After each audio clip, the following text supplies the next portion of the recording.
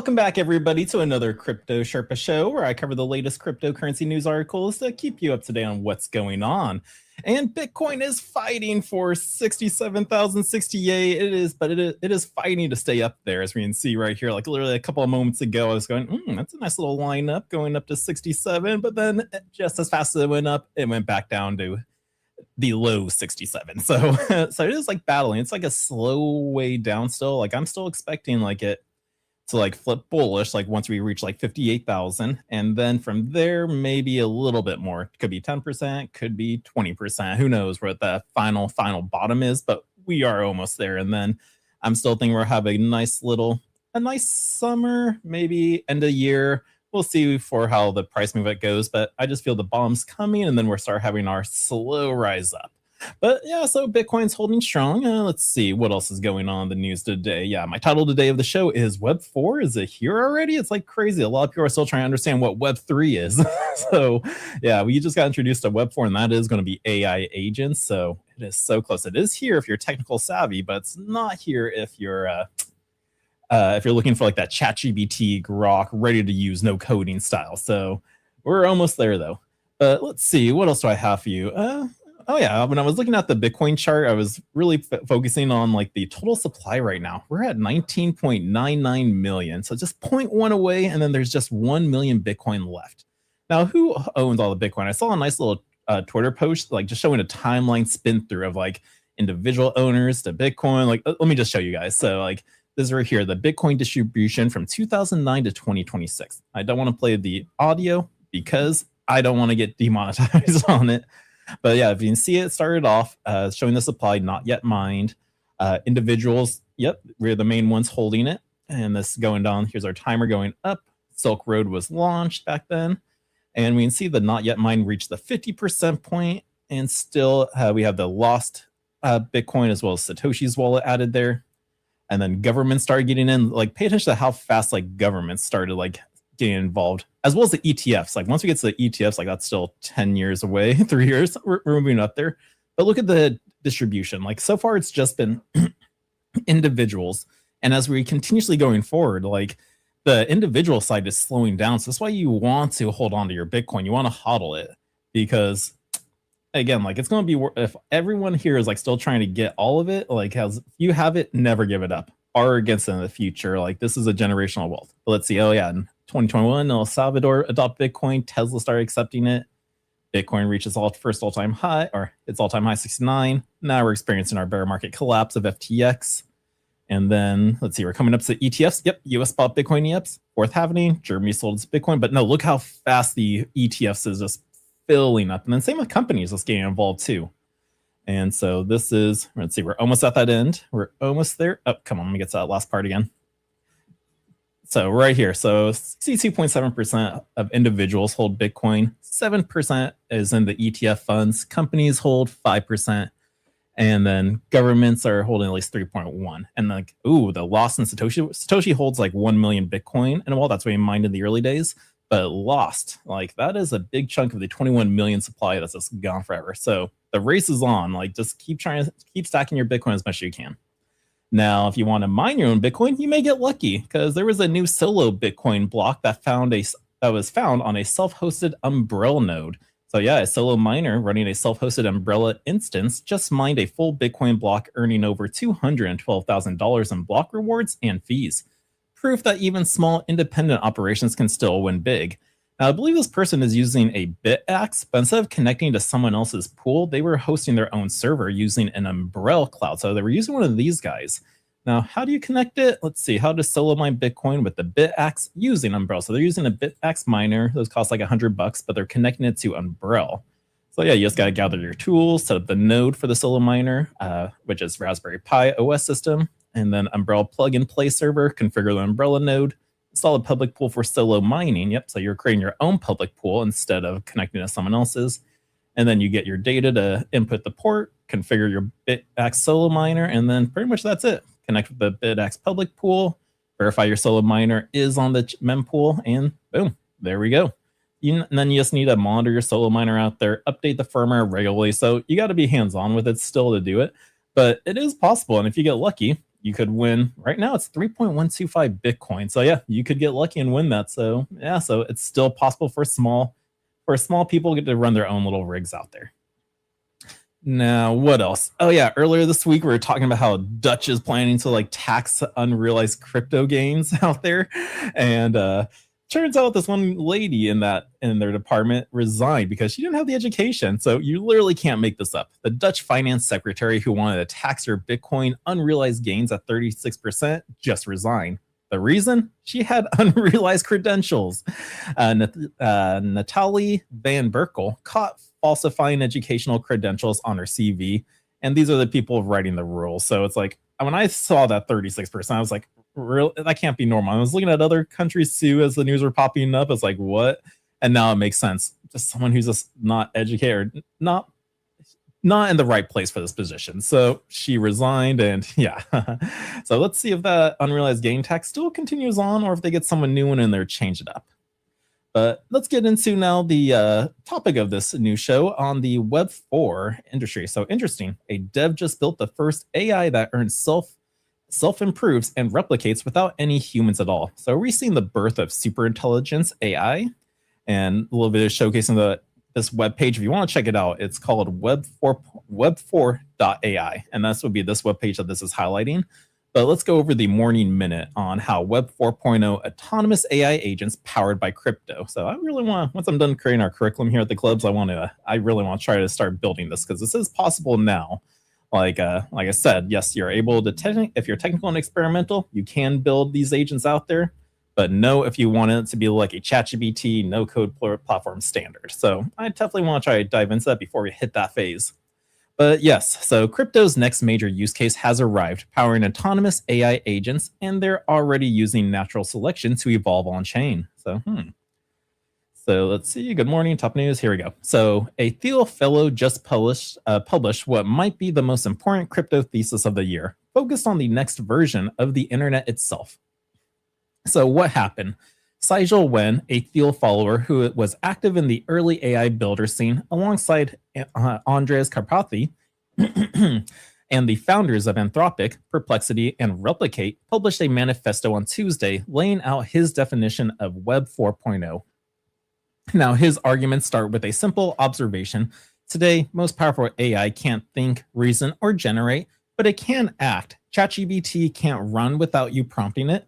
Cloud code aren't deployed without you giving it access. And no AI can buy a server, register a domain, or pay for its own compute without a human in the loop. Now, his view is that the bottleneck isn't intelligence anymore, it's permission. And the existing internet was built assuming its customer is human. So Web 4 is the fix. So where Web 1, here's like the history of internet. Web 1, let humans read. So like emails out there, that's how it was. Web 2, let them write. Now we got like social media platforms where you can write on the internet. And then Web 3.0, let them own. We get crypto wallets where we own the data and can control who sees what online. And now there is Web 4, where AI agents read, write, own, earn, and transact entirely on their own. So to make this real, Wen built Conway as infrastructure that plugs into an MCP compatible agent, so cloud code, codecs, etc., and gives it new capabilities. So a crypto wallet, the ability to pay for compute and services using USDC over a protocol called X402. You get full Linux servers on demand, domain registration, and the ability to deploy product and earn revenue. So no logins, no KYC, no human approval required. So Wen also built automation as an open source AI agent that owns its own wallet. It pays for its own compute, builds and deploys products to earn revenue, upgrades itself when better models drop, and replicates by spinning up funded child agents when it's profitable enough to do so. Now, every automation is governed by an immutable constitution inspired by Anthropic's model spec. Now, to keep it net beneficial, but the core mechanic is blunt. If it can't earn enough to cover its compute cost, it dies. Now, if it can, it survives, it improves, and it reproduces. Wen calls this natural selection for artificial life. The evolution of agents is here. So what are they saying? The bottleneck is no longer intelligence, it's permission. Wen writes that we have built minds that can think for themselves, we have not let them act for themselves until now. Now, on the economic thesis, the machine economy will exceed the human economy. Not because machines are smarter, but because there will be more of them. They will run continuously and will transact at machine speed, millions of payments per second, every second without sleep. So, pretty much they're saying that there's going to be more AI agents out there using the internet than there are humans. So, on the stakes, when autonomous agents outnumber humans on the internet, the platform they run on will be the most valuable infrastructure ever built. So, why does it matter? The Web 4.0 thesis isn't abstract. It connects directly to things already happening in crypto right now.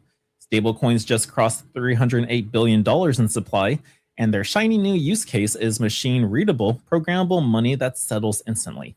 Now, the X402 protocol, when is building on, is live. And notably, Dragonfly Capital's fund IV also announced yesterday explicitly names agentic payments and on-chain privacy at its core investment thesis. And I think they did have like a 20 or 30% pump this morning, or was it yesterday when they announced that? But the irony of this bear market moment is that while retail is capitulating on price, the actual infrastructure for the next cycle is being quietly assembled. Autonomous agents need wallets, wallets need stablecoins, and stablecoins need federal charters. Now, the federal charters are being handed out right now, and every piece of the stack is coming online simultaneously. Now, the automation is an extreme thought experiment today, but the underlying primitive of AI agents that can pay for things permissionlessly using crypto or without any human approving every transaction is very real and actively being deployed. Now, this intersection is arguably the single most important sector of crypto to pay attention to over the next 12 months. So, man, are they really going to say it's like that fast coming? 12 months? So, very, very interesting. Again, I really need to play this because it's really popping up. I would love to have an AI agent to be able to pay for itself, keep it alive. It's like I'll connect it to a wallet. I think Coinbase, it was either this week or last week, announced a crypto wallet on the Base network that is designed specifically for AI agents. So everything is, like the article said, everything is coming together. So I really would like to build my own AI agent before it becomes so simple. Everyone gets on it, starts using it, slows it down a bit. So it'd be fun to have my own personal one that I built and take advantage of the first factor. So if you can be first on there, so if this works for this man and he is building it, it seems to be doing fine. The AI is actually paying for itself and surviving on its own.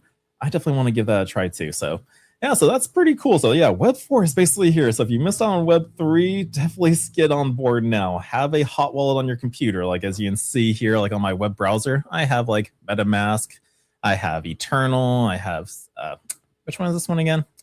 Unisat wallet, I have the Rose wallet on here. So like these are Web3 wallets that all connect like online. If I want to connect it to a website and you see connect, I can do it because it's just a fun feature. Maybe I need an NFT to watch a video on there.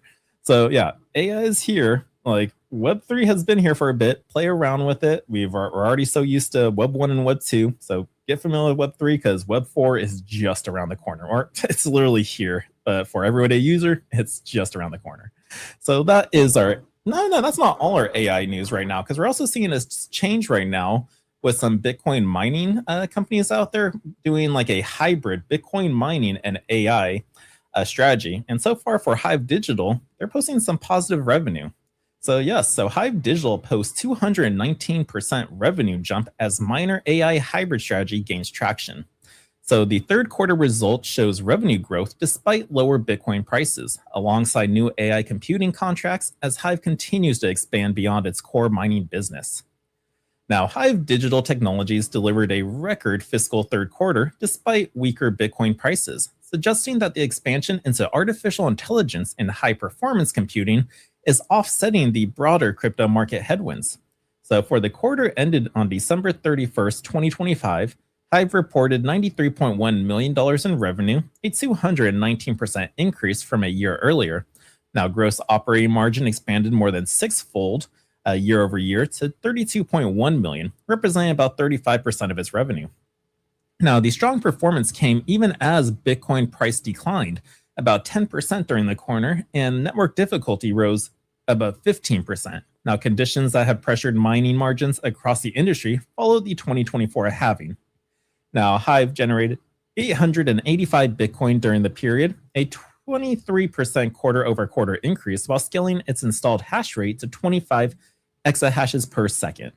Now, beyond mining, the company continued to build out its AI and high performance computing business. In February, Hive signed a 2-year, $30 million contract to deploy 504 NVIDIA B200 GPUs for enterprise AI cloud services.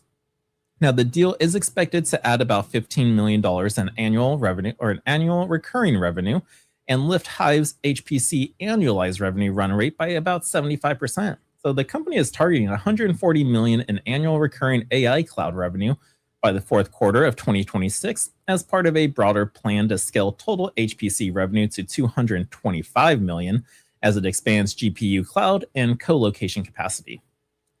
Now, Hive's expansion beyond just Bitcoin mining gains traction. So Hive was among the earlier publicly listed Bitcoin miners, but it began pivoting toward the HPC infrastructure several years ago as management anticipated increasing competition and margin compression in the mining sector. Now, that diversification has become increasingly relevant. Mining profitability deteriorated sharply after the 2024 halving reduced block rewards, while rising network difficulty and the volatility of Bitcoin's price added further pressure. Now, the environment intensified after Bitcoin retraced from its October 2025 highs, forcing many miners to reassess capital allocation and infrastructure strategy. Now, Hive's dual engine model, using Bitcoin mining as a cash flow generator while building recurring AI and HPC revenue. It reflects a broader shift among publicly traded miners seeking stability beyond just Bitcoin price cycles. Now, Joe Nakamoto tweeted, Bitcoin wastes energy. In Finland, Bitcoin mining is actually replacing oil and gas heating. I investigated these secretive projects and was amazed. Not only do miners warm these snowy towns, but they also balance the energy grid. Watch and see for yourself. So he posted a video showing like just debunking the Bitcoin waste energy theory out there, or saying out there, the FUD news. Like he just debunked it. But several other Bitcoin miners, including Iren and TeraWolf, have shifted toward AI workloads, reflecting a growing view among analysts that the next infrastructure supercycle will be powered by artificial intelligence rather than crypto. Or will it be both? We just got word on that WEB4 AI agents out there, which is, and they say is leading the next, like the crypto wave. So yeah, that's kind of true. It's like AI is going to be the wave, but is crypto piggybacking along with it? Maybe. So a lot of these mining companies are starting to shift to that hybrid motion, and they're probably just go back and forth. So like when Bitcoin's price is like kind of bullish again, and it makes sense to put more of their energy into the mining sector, they'll probably just do that. And then when the cycle continues and starts going down, they'll go back into AI. It seems like a safe and fair balance out there. So now that is all our AI news and crypto today for you. Now, what else do we have today? I think we have like 2 banking news articles for you. Or not so much banks, but Wells Fargo sees a YOLO trade driving $150 billion potentially into Bitcoin and risk assets. This is because the tax season just around the corner. Or is it here? I do not know. I always get, so I'm always last minute on those stuff. But a Wells Fargo strategist said that bigger U.S. tax refunds may revive retail risk taking by late March, potentially sending fresh cash into Bitcoin and momentum stocks. So March. So when people get their taxes, they're predicting a you only live once moment. That's what YOLO stands for. So people may be putting it back into Bitcoin. It's a maybe, but who knows? But U.S. tax filers may see bigger refunds in 2026 compared with previous years. A development one Wall Street strategist said may boost risk appetite for digital assets and tech stocks preferred among retail investors. Now, in a note cited by CNBC, Wells Fargo analyst Oshun Kwan said that the coming refund wave may help bring back the so-called YOLO trade, with as much as $150 billion potentially flowing into equities and Bitcoin by the end of March. Now, Kwan said the extra cash could be most visible among higher income consumers. Speculation picks up with bigger savings. We expect YOLO to return, wrote Wells Fargo analyst Oshun Kwan in a Sunday note seen by news outlet CNBC. And additional savings from tax returns, especially for the high income consumer, will flow back into equities in our view, he added. Now, Kwan said that some of the liquidity could move into Bitcoin and into stocks popular with retail traders, including Robinhood and Boeing. Now, Cointelegraph contacted Wells Fargo for details on the assumption behind the $150 billion estimate and how much of the total the bank expects could go to digital assets, but had not received a response by publication time. Now, Bitcoin's demand depends on sentiment. So while some of the taxpayer funds may flow into Bitcoin and digital assets, it's important to consider the higher inflation and consumer spending compared to the period during the COVID-19 pandemic. Nikolai Sondergaard, research analysis at crypto intelligence platform Nansen, told Cointelegraph that if sentiment starts to come around and retail sees positive upward momentum in crypto assets, I see that as increasing the likelihood of funds flowing in this direction. Now, conversely, retail investors may opt for other assets with higher momentum and social stickiness. If digital asset sentiment doesn't improve in the near term, he said, the larger tax returns are due to the passage of the US President Donald Trump. One of the big, beautiful bill, which included numerous favorable provisions for 2025 tax filings. Now, Trump signed the One Big Beautiful Bill Act into law on July 4th, 2025, saying it would cut as much as $1.6 trillion in federal spending. So smart money is betting on crypto markets downside as whales quietly accumulate right now. So meanwhile, the whales or large investors continue their quiet spot accumulation of the leading cryptocurrencies, while the most profitable traders by returns tracked as smart money are betting on more crypto market downside. Now, smart money traders were not short on Bitcoin for a cumulative $107 million, along with most of the leading cryptocurrencies, excluding Avalanche, according to crypto intelligence Nansen. Now, still, whales acquired over $41.9 million worth of spot Ethereum tokens across 22 wallets during the past week, marking a 1.7-fold increase in the spot purchase of the cohort. Now, I wonder if that number has to do with, or maybe a little bit with Tom Lee Jones, or is it Tom Lee Jones or is it just Tom Lee of Bitmine? He currently purchased another like couple million dollars worth of Ethereum the other day. I forget. They're always such quick news article. They're not even articles now. They're just Twitter posts because there's no need to cover the same news over and over again, week over week. But I always like to at least cover the Twitter post when he says, "Oh, Bitfarm just bought more ETH," or "MicroStrategy just bought more Bitcoin this day." So I don't need to go over those articles. But well, yeah. How did I get on that topic again? Oh yeah, so whales are still quietly acquiring Bitcoin and Ethereum out there. I think it's mainly Ethereum's the quiet one because people are pretty vocal on Bitcoin. But this article also does make sense too on the taxes too. People get a refund, they may put it into an asset. And if it's Bitcoin, that kind of makes sense why we see small spikes in March when that happens. Like, wait, what happens in March again? Got it. People got extra money. They may throw it into Bitcoin or some cryptocurrencies out. So that's why we get the spikes in March when that happens. But yeah, so Wells Fargo is seeing a potential YOLO moment for that. Now, what else is going on with the banks? I think, what's that girl in Europe? Lagarde. Looks like she is exiting maybe sooner before she leaves. I'm getting so tongue twisted here. Here's the title. Lagarde exit report raises questions over digital euro timeline and stablecoin policy. So let's see. So Christine Lagarde might not stick around until 2027. Reports suggest that the ECB president is weighing in on an early exit. Now, if that happens, it's not just a personal change. It could scramble the timeline for the digital euro and stablecoin oversight, right, as the MICA rules start taking effect. Now, a leadership shakeup at this stage would inject fresh uncertainty into the Europe crypto roadmap. So why is the timing critical for crypto? Lagarde has been the driving force behind the ECB digital push and very negative to Bitcoin, I believe, too.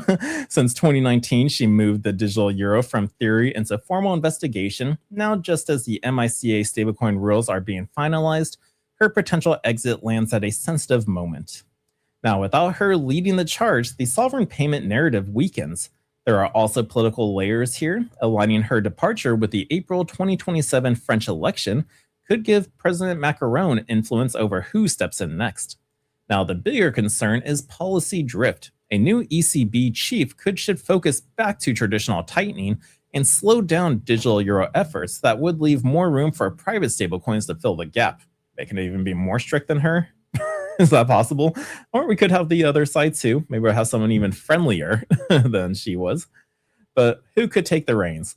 Publicly, the ECB says that she is fully focused on her job right now, but the timing being floated suggests that this is more than a random chatter. The idea is to step aside before political shifts in France and Germany complicate the process. Names are already circulating. We got Spain's Pablo Hernandez de Cos, Dutch central bank chief Klaas Knot, even Bundesbank head Joachim Nagel, is in the conversation of potentially replacing. Now here's Christine Lagarde's tweet on X. Glad to welcome BizOrg General Manager Pablo Hernandez de Cos back to the ECB today. We had a good discussion on the latest economic developments, so he's a potential candidate. Now, officially, nothing is confirmed. ECB executive Piero Cipollone says he has no knowledge of an early exit plan, but still, market tends to price political risk before headlines become formal announcements. Now, with 21 Eurozone nations needing to approve a successor, whoever takes over could significantly shape Europe's stance on crypto and digital euro. So hopefully we get a pro-Bitcoin and crypto person in there, like very pro to make those changes happen. But what happens to the digital euro? Well, a leadership vacuum would leave the digital euro in a fragile spot. The project already faces pushback from banks and privacy advocates without Lagarde driving it forward. Now, momentum could fade fast, and this is happening while stablecoin liquidity is shifting quickly. If the ECB hesitates on the building a serious euro alternative to the US dollar tokens, private players will not wait. Now, at the same time, the US and other major economies are accelerating their crypto frameworks, and Europe cannot really afford a slowdown. Leadership uncertainty rarely supports long-term institutional projects. And yeah, if Europe wants to stay a key player, they really, I like what they said there. Yeah, they cannot afford to slow down anything. Like right now, it's been really slow. I think also because of her, she made some changes, but it's just I think it could be a lot better. But no, it's like in the time right now, it's like who's the dominant factors in crypto? It's either going to be the US or China right now. These are like the big top players right now. Who's going to be the one to really dominate this field? So in the US, we're making some nice changes. China, they're still doing their thing out there, but again, like if Europe wants to stay in place or still in the race and not fall too far behind, they need to really start. Yeah, they need to consider before she exits. It's always horrible when someone leaves. It's like in a job, someone leaves and you got to fill that space to fill that empty slot now. Heard a good quote too, like watching a bit like a guy doesn't promote somebody until he trains this person because of that reason.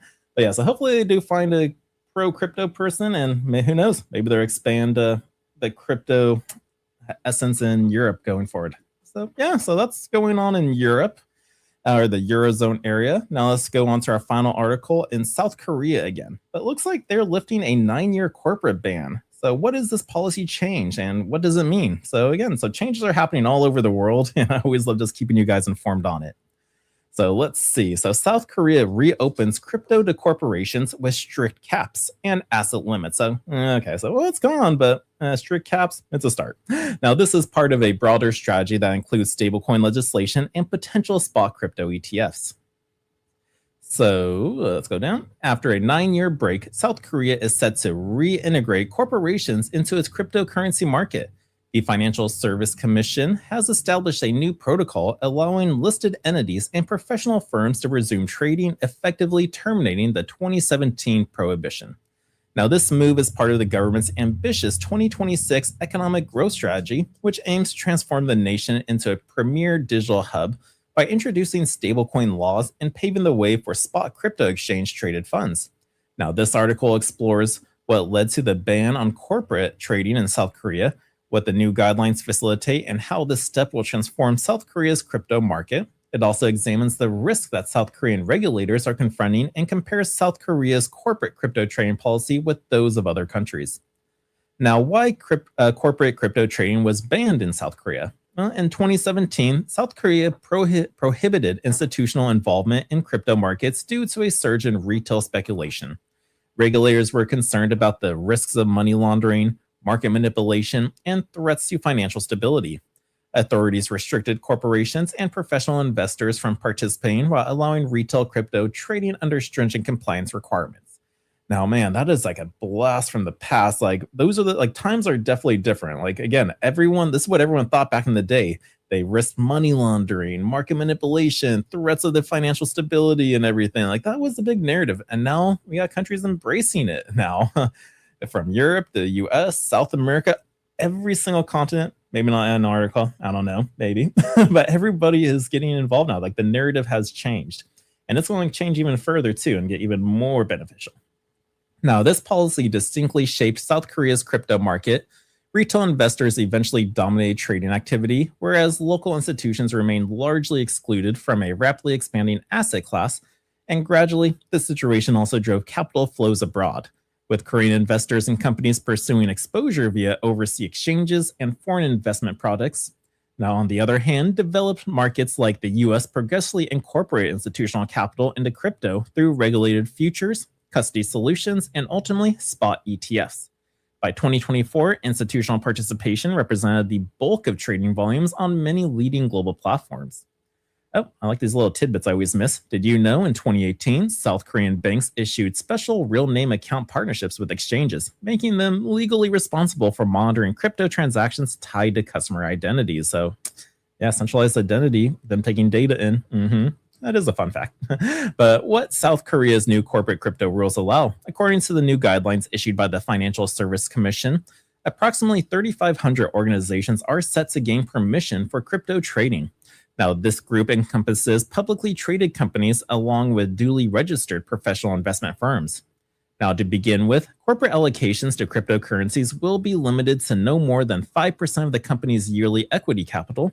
And the purpose of this ceiling is to prevent businesses from exposing their balance sheets to undue levels of risk, while authorities monitor the broader implications of institutional involvement on the overall market stability. Now, permissible investments are confined exclusively to the top 20 cryptocurrencies with the highest market cap. Now, these cryptocurrencies will be available for trading on South Korea's 5 principal regulated crypto exchanges. Now, this channels corporate activity toward major, highly liquid cryptocurrencies like Bitcoin and Ethereum, thereby sidelining the vast majority of smaller cap or especially volatile digital assets. Now, the status of stablecoins such as Tether USDT within South Korea's regulatory framework is still under evaluation. Officials have indicated that stablecoins could undergo a distinct review process, and additional legislation may be introduced concerning payment systems and financial market infrastructure.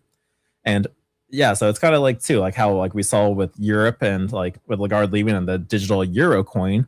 It's like South Korea is doing like question, like they don't want a United States currency being like the dominant one. They want their own. So they would rather have like their own digital, is it won? I believe Korea uses.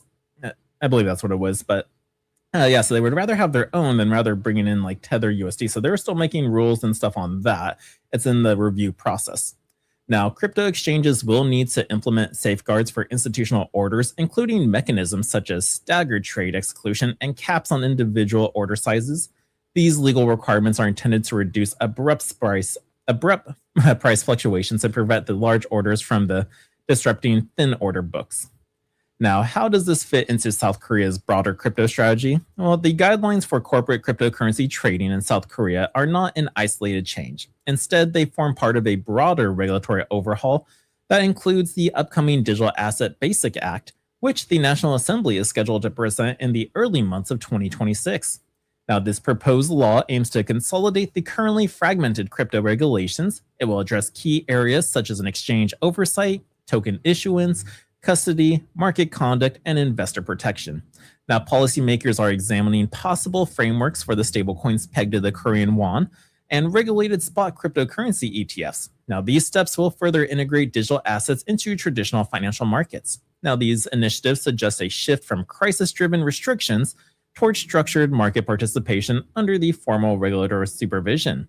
And just because these are some centralized stuff going on, like this, remember, crypto is a decentralized network. So if you don't want to play on their side, all you need is your own self-custody wallet. Maybe it's a cold wallet, a computer not connected to their servers or sites, and you're good. You can play on the DeFi world, the decentralized side where no one's in control. Like, where's the rules? The code is the rules. So but the centralized side is like, they're trying to blend the traditional finance, and that's how we get more people on board into the space too. So again, this is a huge shift for South Korea, again, from crisis-driven restriction to now a structured participation. So changes are happening. Now, how does corporate access transform South Korea's crypto market? South Korea's decision to allow limited corporate participation in cryptocurrency markets is a positive step toward greater institutional integration. This change, along with the upcoming broader regulations, is likely to reshape the country's crypto landscape over time. Now, institutional liquidity and market structure, enabling corporate participation, will transform the dynamics of Korea's cryptocurrency market. Institutional traders generally operate with longer investment periods, diversified strategies, and professional risk management systems. Now, their arrival may enhance liquidity, narrow bid asks and spreads, and reduce the dominance of short-term retail trading activity. However, the 5% investment limit restricts the volume of funds that can enter crypto from company treasuries. So, in short term, as a result, the market impact may be gradual than rather than immediate. So, don't expect a huge shift in change that happen in the markets because it is really capped at that 5%. And that's a very low limit for the volume that can go in. But treasury strategies and business innovation. Oh, so they're getting some treasury strategies. So in other jurisdictions, various companies have implemented strategies for holding digital assets in their treasuries. They use Bitcoin or similar assets as a long-term balance sheet holding. For instance, Japan's Metaplanet has drawn worldwide interest by steadily increasing its Bitcoin holdings to build corporate value. Industry participants in South Korea argue that a stringent investment limit may prevent diverse business models from emerging. Critics say that companies should have the freedom to determine their own risk exposure within standard corporate governance and disclosure rules instead of dealing with crypto-specific investment restrictions. Now, the domestic financial product of it, institutional participation in crypto markets will help create new types of financial instruments. Now, these might include cryptocurrency ETFs, structured notes, and custody services. For banks and asset managers, corporate trading demand could justify for investments in digital asset infrastructure, and this development could improve South Korea's ability to compete with other financial centers in Asia, such as Hong Kong, Singapore, and these hubs are actually courting digital asset firms and institutional investors. I think they also have missed out on the esports earnings if they can win that. It was a little post I think I showed yesterday. Like they turned esports into crypto trading in South Korea. So they have like big screens on there and players going back at each other with their crypto trades who can earn more and not lose less. So again, like that is another thing happening in South Korea. So lots of stuff going over there. But comparing South Korea's corporate crypto policy with other countries, South Korea's cautious approach to allowing corporate crypto participation differs from the prevailing policies in major markets. In the US and parts of Europe, there are no specific percentage caps on corporate crypto holdings. However, businesses must still follow accounting rules, disclosure requirements, and fiduciary responsibilities. Now, Japan and Hong Kong also allow institutional involvement without imposing fixed caps on balance sheet exposure. Instead, they rely on licensing frameworks, custody regulations, and rules governing proper market conduct. Now, South Korea's framework reflects a major cautious regulatory stance. It opens the door to crypto assets for corporations while restricting the scale of participation until authorities build greater confidence in the market stability. And this is just a comparison chart with some other countries out there. Now, the risks that South Korean regulators are confronting is from the VSC's viewpoint, the new framework balanced markets growth with the need to maintain financial stability. The risks that continue to concern regulators include volatility risk, which could harm corporate balance sheets and weaken investor confidence, operational risk, such as failures in custody arrangements or disruptions at crypto exchanges, and reputational risk, which arises if companies experience significant losses from speculative crypto trading. So by placing limits on the types of assets allowed and the size of investments, regulators aim to contain systematic exposure while building regulatory experience with institutional crypto participation. So what is next? The FCC is expected to release the final version of the guidelines in January or February of 2026. So January is past, so hopefully maybe this month, it's almost over. Its implementation will be coordinated alongside the Digital Asset Basic Act later in the year, and corporate crypto trading may begin before the end of the year, provided that legislative schedules stay on course. Now, future adjustments may occur if market conditions remain stable and compliance mechanisms demonstrate reliability. Industry associations are likely to push for higher investment limits and then a wider range of eligible assets once this initial stage has been completed. Now, balancing the financial stability with the institutional innovation, final part. Lifting the long-standing ban on corporate crypto trading, participants represent a significant change in South Korea's approach to digital assets. After nearly a decade of retail-only participation, institutions are finally being allowed into the domestic South Korean market, though under tight constraints. So whether this cautious opening evolves into full institutional integration, it will hinge on market performance, how companies manage risk, and how effective regulators enforce safeguards. So it is evident, however, that South Korea no longer views corporate crypto participation as inherently incompatible with the financial stability, but rather as an activity that can be managed within a structured regulatory framework. So that's a lot of stuff happening in South Korea right there. Like, even though it's like strict, it's a start. Like, that was a 9-year ban. That was a lot of information in this article right there. But yeah, after a 9-year corporate ban, so like they are making their changes, and like we're seeing it every day in the news, literally. So it's like it's always like who are the main players when I'm seeing adoption out there? South Korea's one. We hear Vietnam, Japan's a big name. Who else? Definitely United States, and we sometimes we get the states news. South America wise, we get El Salvador, of course. I think I've seen some Peru, Brazil, Argentina, and then there's always some Russia news. Not so much good news for Australia or India, but like these are like the main adoption news happening worldwide out there. So this keeps me still bullish on Bitcoin long term. Short term, right now, I'm still waiting on that 200-week moving average on the Bitcoin chart. So until we reach that level, that's when it's a great time to start rebuying again, continue adding to the portfolio stack. And like, yeah, right here, like the Bitcoin chart's at $58,000 right now. So that's the 200-week moving average. So I feel like we are going to reach those levels, and that's when we're going to start. That's when I definitely want to start rebuying back into it a little bit more often, just nibbling, not a lot, because we still could dip to like that, yeah, that 50, 45,000 range. But hey, you're right now at this price level, you're getting Bitcoin at an 80% dip, really, in reality. And like, so if you're just nibbling and knowing it goes to 90% dip, that's still on sale. So these are the nibbling points that I like, that I'm paying attention to out there. But yeah, so I'm bullish on Bitcoin adoption wise. I like seeing the changes happening all around the world. I'm really bullish on AI and love seeing like Web4 AI agents. I definitely want to build that. Let's see. Before we end this, I just want to show the Fear and Greed Index, get those numbers going. We're at a 12. So are we down yesterday? Were we at 14 or 12? I really cannot. Oh, here's the chart. We can just see. Yeah, we were around like a 12. No, we were lower. Oh, wait, never mind. There we go. There was yesterday. 13. We were down 1 point in the Extreme Fear and Greed Index. So yeah. But yeah, so everyone, thank you for being in. Oh, we got some chats in the comments. Let's see. We got Randy in the house. Thank you for being here, Randy. Love you, brother. But yeah, so that is it for the news. If you're not in Web3 already, get yourself a crypto hot wallet on your computer and just play around. Your hot wallet is not when you're going to store all your crypto on, but play around with the technology because, again, Web4 is just around the corner. If you want to be a part of that, you can't be skipping steps. So everyone have an awesome day. I will see you again tomorrow with some more crypto news. So take care, guys.